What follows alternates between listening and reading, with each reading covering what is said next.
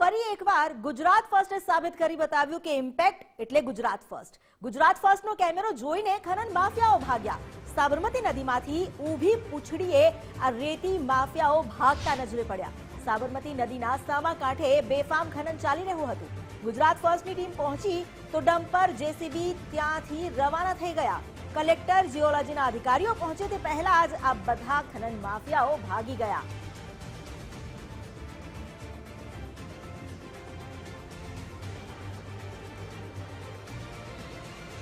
અમારી સાથે જોડાઈ ગયા છે સંવાદદાતા રીમા. તેમની સાથે વાત કરીએ.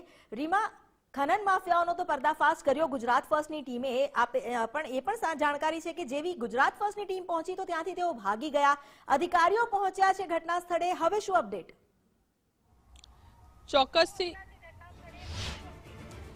ચોક્કસથી અમિતા, જો વાત કરવામાં આવે તો થોડાક વખત પહેલા જ્યારે અમે આ બ્રિજ પાસે પહોંચ્યા તો આ બ્રિજ છે જે ગેરકાયદેસર રીતે બનેલો છે, જેનો અહેવાલ અમે પ્રસ્થાપિત કર્યો ગુજરાત ફર્સ્ટ ઉપર.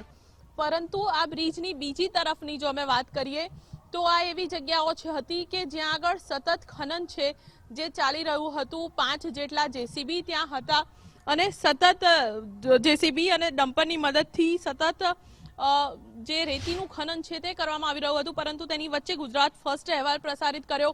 સાથે જીઓલોજી વિભાગના અધિકારીઓ તેમજ પ્રાંત અધિકારી, મામલતદાર સહિતના અધિકારીઓ અહીંયા પહોંચે અને ગુજરાત ફર્સ્ટની સ્ક્રીન ઉપર આ દ્રશ્યો ચાલ્યા. બાદમાં ગુજરાત ફર્સ્ટના અહેવાલની અસર પડી છે. ઊભી પૂંછડીએ આ તમામ ખનન માફિયાઓ છે જે અહીંયાથી ભાગી ચૂક્યા. ગુજરાત ફર્સ્ટના કેમેરામાં પણ એ દ્રશ્યો કેમેરા પર્સન વિકી ઠાકોરે કેપ્ચર કર્યા છે. ખાસ કે એ તમામ ખનીજ માફિયાઓ કે જેઓ અહીંયા બેખૌફ થઈને સતત સાબરમતી નદીમાંથી રેતીનું ખનન કરતા હતા તે તમામ લોકો અહીંયાથી ભાગી ચૂક્યા. એક સાથે 5 ડમ્પરો છે તે નીકળી ચૂક્યા. ત્યારબાદમાં જે બીજા ડમ્પર આવ્યા તે પણ ભર્યા વગર ખાલી ને ખાલી અહીંયાથી નીકળી ચૂક્યા.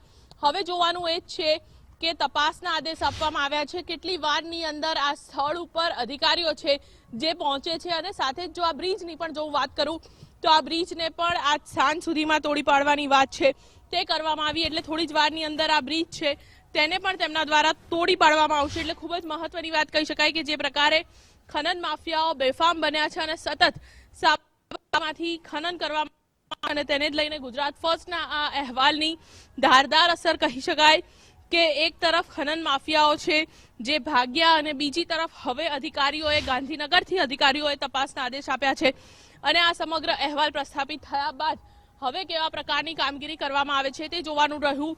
સાથે જ આ બ્રિજ છે તેને પણ તોડી પાડવામાં આવશે અને આસપાસના વિસ્તારની અંદર છે તે પણ વાહનો છે તેને પણ જપ્ત કરવામાં આવશે. જી અમિતા, આભાર આપનો જાણકારી આપવા માટે.